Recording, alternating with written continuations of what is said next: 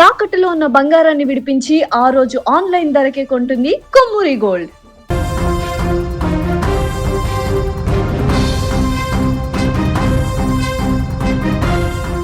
అహంకారంతో రెండు దేశాల మధ్య మొదలైన యుద్ధంలో చివరికి మిగిలేది అంధకారం, చనిపోయిన సైనికుల శవాలు, ప్రతిధ్వనించే మృత్యుఘోషల ఆర్తనాదాలు. మనకు యుద్ధం అంటే కళ్ల ముందు మెదిలేది తుపాకుల మోత, బాంబుల వర్షం, భవనాల విధ్వంసం, నెత్తుటి ధారలు.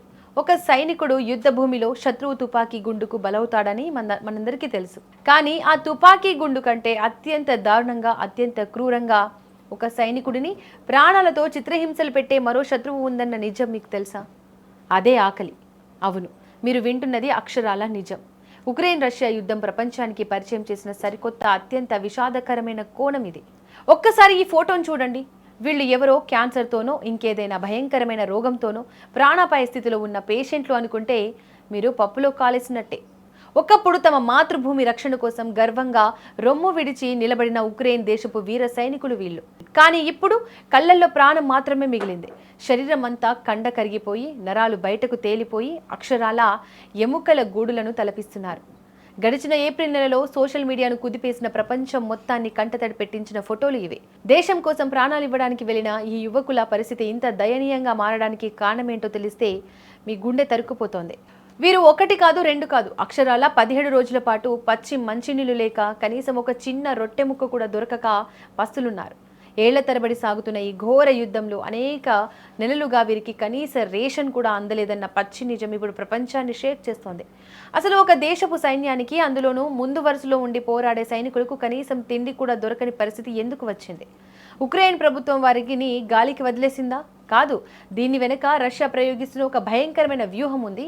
అదే ఆత్మాహుతి డ్రోన్లు లేదా కామికాజే డ్రోన్లు. ఆకాశంలో రెప్పవాల్చకుండా డేగల్లా నిఘా పెడుతున్నాయి ఈ రష్యన్ డ్రోన్లు. ఫ్రంట్ లైన్లో పోరాడుతున్న ఉక్రెయిన్ బలగాలకు కనీసం మంచినీళ్లు తీసుకెళ్లాలన్నా ఈ డ్రోన్ల కన్ను గప్పాలి. పగలు రాత్రి అనే తేడా లేకుండా నిరంతరం నిఘా ఉండడంతో సైనికులకు ఆహారం, మందులు సరఫరా చేయడం ఉక్రెయిన్కు దాదాపుగా అసాధ్యంగా మారిపోయింది.